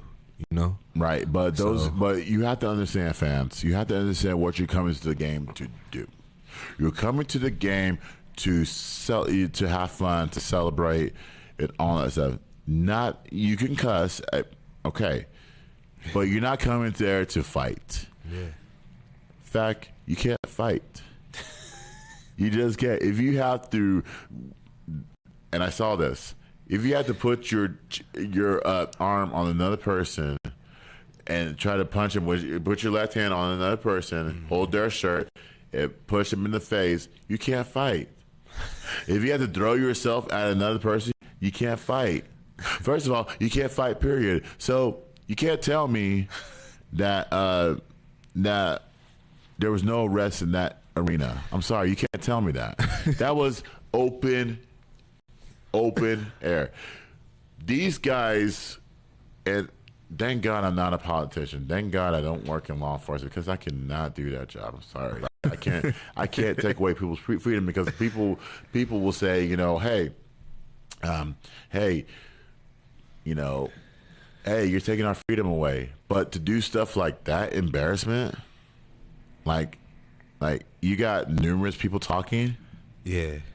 I cry understand if you want to cry. I understand why people say they hate us. Yeah, like as far as fan base, and that's what it is, and that's because we're so extra on all ends of the spectrum. Delusion, win, lose, draw, delusional. Like it, just flat out delusional. And I'm sick and tired of y'all gonna buy a new TV every year because y'all gonna keep breaking the damn TV. Dude, they gonna give you a reason to break the TV every year. Or burn your jersey every year. Y'all gonna go broke trying to recover y'all TV. So that's what I'm saying. Like, why are you breaking your TV? Like, dog, I've never understood that. Like, I've been mad before, right? Yeah. And I've been irritated at this team. I punched. Yeah, me too. I punched the wall. I've definitely punched a couple pillows. I've definitely but I'm not breaking my TV. Like, that is idiotic to me. The one dude that I saw, he took his TV off the wall, took it outside, put it in the driveway. I saw that and ran over it. like the TV hasn't been broken over because first of all, you do it on the ground. You threw it on the ground. You ran over the TV didn't lose the game.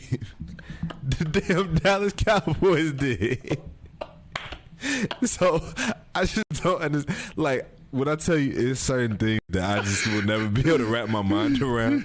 Like, make that make sense to me. Make that make sense.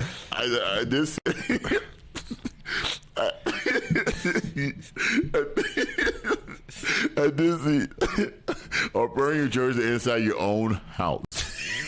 I saw that on Instagram. This brother tried to burn Dak's jersey in his own house. Like, dude, you gonna mess around and burn your own house down? Like, come on, bro. Like, we gotta use our brains. Like, I get it. This team will make you lose your natural mind. Right. But come on. Right. Like, keep it together. I saw. His wife made him take it outside and burn it outside. But still, don't you get a violation for that? Like, you got to understand when you place a fire anywhere, of course the fire department is going to get called and the police and all that stuff. But dude, you can't. I understand the frustration. I get it, but we can't have idiots that weren't Cowboys fans. They just want to go there because, oh, you bumped into my girlfriend. Oh, you tapped into me. That's all it took. Just a little tap. That's what it is. It's the stupidest thing. This is why you have America laughing at us. That's why Stephen A. is sitting at his desk in Connecticut. I'm still mad. I'm so mad at Stephen A. right now. He put on a Jerry curl and was talking to. I saw that. I saw talking to Michael Irvin like that. I think Michael Irvin had a Jerry curl. He said, "Oh yeah, okay." When he was doing his Pinky impression from Friday After Next. Oh yes. I mean, I got a good laugh at it because it was funny. Yeah, it was funny. But dog, leave me alone. And his silly Cowboys hats. Oh my gosh! Every time I see that hat, oh Lord, I can't wait to win the Super Bowl. Please. Oh my God! I was hoping he'll be at downtown Dallas, passing out the trophies and all, passing out the rings and all that stuff. This team gives you nothing. Oh Lord, it's hard. It's hard. It's very, very hard. And I've thought about divorcing this team on multiple occasions. But I still live in the city, and until I move out of this city, I will be a Cowboys fan. Some people are going to be Commander fans, and I don't know why you want to be a Commander fan if you live in Washington. And I don't know why. The only way I would be a Commander fan is if Jay-Z buys the team. Yeah, Jay-Z. Yeah. Yeah, Jay-Z and Jeff Bezos. They're not going to have it. They're not going to buy that team from them because they're messed up. They're a messed up organization. But Jay-Z will come in and fix it. And Jeff Bezos too. Yeah. He'll come in and fix that organization. So I think because, I mean, honestly, like, I don't see why, like, I really do think that if we have a black owner in the NFL, I have to support that team. Like, forget the Cowboys at that point. Like, well, we have a black GM. Not black GM, but black scout. Let's see. Look what we got. You went all the way from. I'm talking about owners. You talking about scouts. I'm sorry. That's not the equivalent. I'm sorry. But I'm sorry. But yeah, sorry, America. But yeah, I don't know, man. I don't know. I think it's just gonna be interesting to see. I don't know what the secret is. What I think we might be cursed for real. I think just like Cleveland. They're different. They're different. We're not cursed, but we have more. We resources. Right there with them. We have more. We right there with Cleveland. We're not about to act like. The difference is we have resources around, Gabe. Okay. No, not teams. I'm talking about like around the city. They don't have much. I heard that it's a dry city. You gonna have Cleveland people in Cleveland hating you. Cleveland is a major city. We're not about to do that. The major city. The major thing was the best thing that would have happened is they had LeBron there, right? LeBron was there, and then now Donovan Mitchell's there. So I feel like this is hate. I feel like you got some hate for Cleveland. What did Cleveland do to you? Okay. First of all, you don't have a quarterback. You went from. I can't even name one good quarterback in that organization. They got Deshaun Watson. Oh my God. See what you do. and I wasn't even going to bring up his name. You see what you do. Look, what has Deshaun done? He has done absolutely nothing. I mean, Johnny Manziel got drunk. He did a lot than Deshaun. Well, I can't say that, but both guys did a lot. I mean, unbelievable, bro. Deshaun Watson. I mean, all the other BS aside, yes, he is a good quarterback. Right, he is a good quarterback. Yes, he came in the middle of the year, bound to be inconsistent. You know what I'm saying? Like, I would love to. He's not on the hot seat yet because next year we're gonna have to see what Cleveland does and see if they can make a run at the playoffs with Deshaun and all of the stuff that they have going on there with Nick Chubb and all of that, because they do have a lot of pieces as well. They do.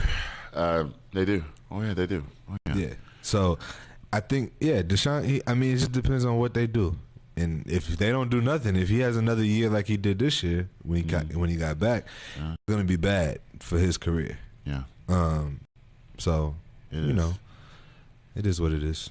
That's not my team, so I don't care. That's not my team either. The point of bringing Cleveland up was to say that we're pretty much right there with them when it concerns wins and losses. But, oh my gosh. I just don't understand, man. Well, that's interesting. But, you know, that's it for our Cowboys talk, man. I guess at some point we'll talk about free agency and the draft.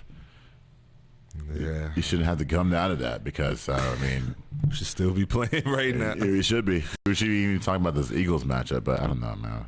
Yeah, but eventually, you know, we're gonna get up in the morning. We're gonna say, well, actually, we're definitely gonna get up in the morning and we're gonna move on. That's what these fans should do. And you know, they're gonna be moving on without a TV. They pay like $600 for a TV, like $600 that you don't have right now. Like, dude, come on, man.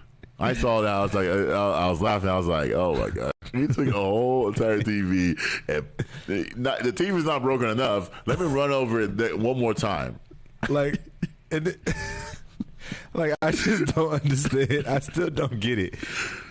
I just don't get it. Like, we can have that's a whole nother conversation. But anyways, it's been real, Cowboys fans. We went 12-5 in the regular season.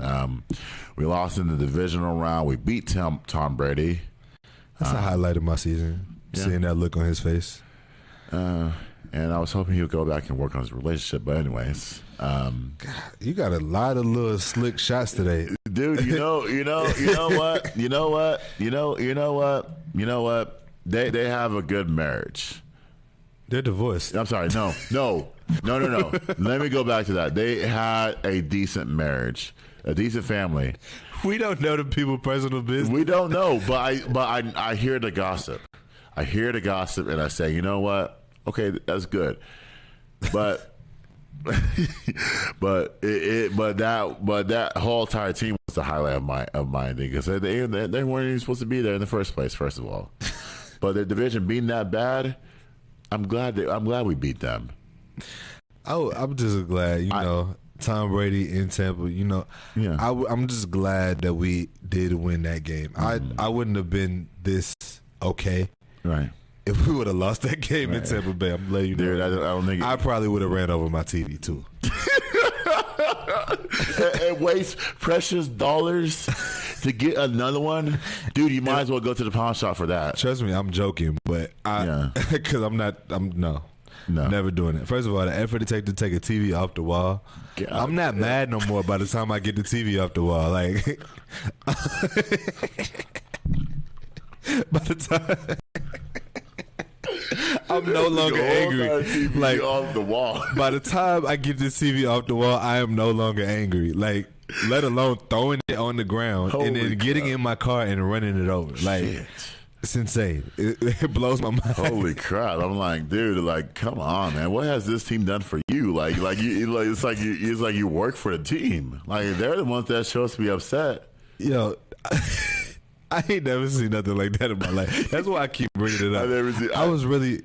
I was shocked. I was like, wow. They're right about us. They are. We are insane. We are insane. I did see someone throw a whole TV.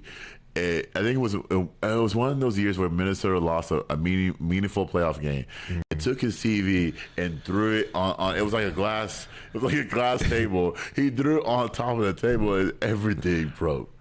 Yeah. See. It's just, my god! Like, dude, was it worth and then, it? like, you know, the stupid part too is like the people that be breaking stuff inside their house. Like, you got to clean that up. Like, so you gonna be mad the whole time you clean it up. Like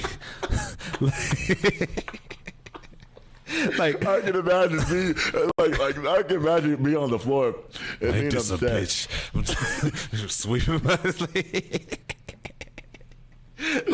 like no, come on. Like, you got to use your brain. Use your brain, please. Yeah. Like, I'm not breaking nothing inside of my house. Right. I'm not either. I mean, I might throw a couple of things and then and that's it. I punched the wall before and not for that reason, but if for a different reason. So I didn't hurt my hand, but it but it was just a little bit of blood and all that stuff. Yeah. So, but if I were to go to that extreme, I don't know, man. I don't know, and I understand their frustration. So, you know, a little bit personal, Gabe, about me. Yeah. So when I meet a girl, right, and she hurts my heart, right, and she goes with another dude, right, Yeah. over me, right, Yeah. I get hit by it. It feels like the emotions start coming down. Yeah. Everything starts coming down. Yeah. And it almost feels like I got hit by an 18-wheeler. Oh. That's how I feel this game. That's how I feel this game because I'm like I got hit by 18-wheeler. I've been down since like Sunday night. Wait. I don't mean to laugh at your pain. No, it's okay. Right Don't now. laugh. It's okay. It's funny. But- it's like, because I laugh at my own pain. But wait a minute. So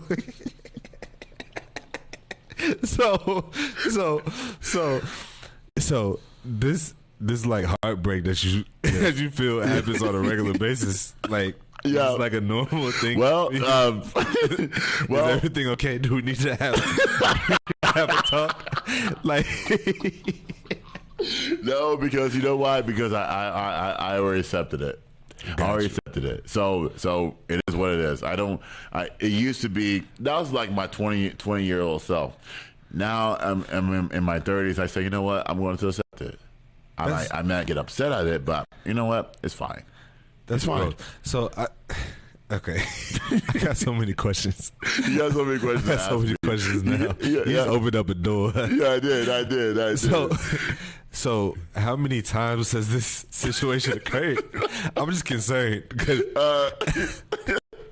well, if you go back to my history, oh man, I will say, God, oh man.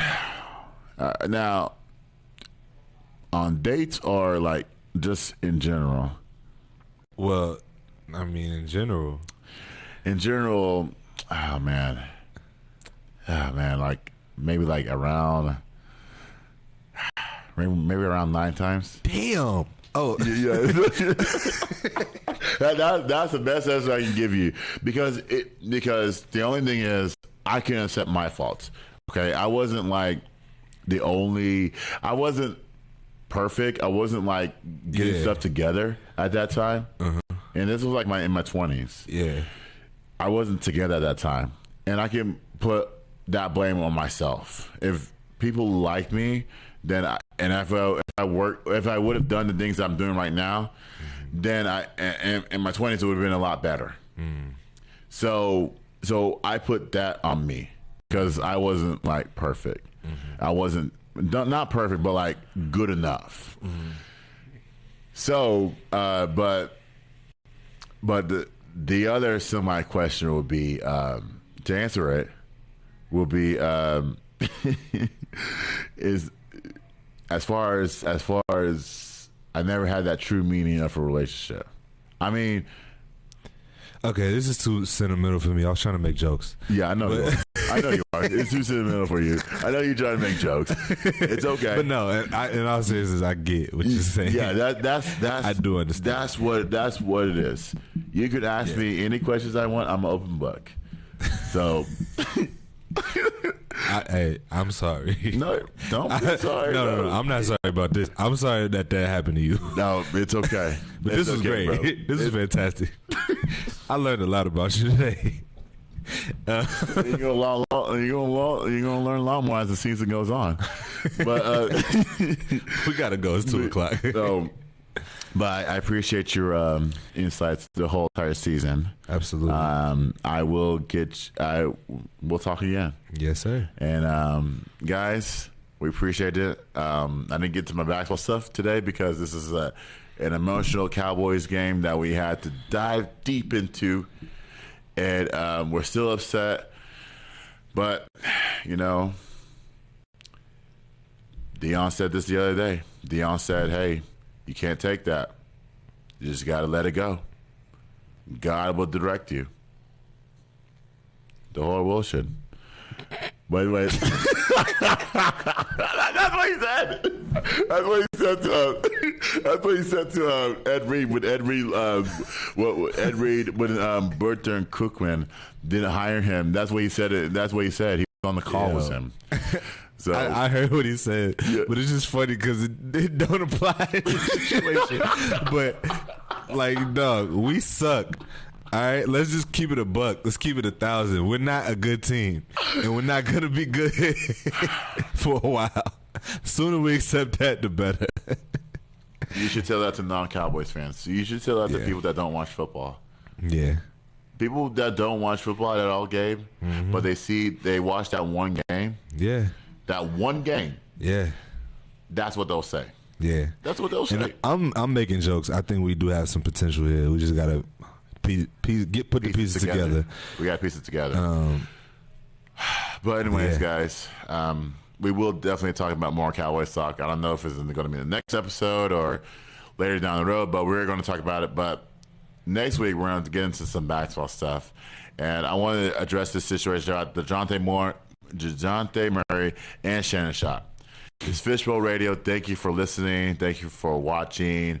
It's going to be all right. It's going to be all right, guys. We're gonna we all need to take a step back and just chill for a bit.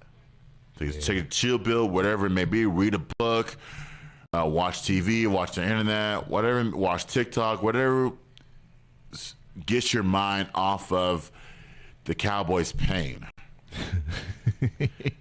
Do it.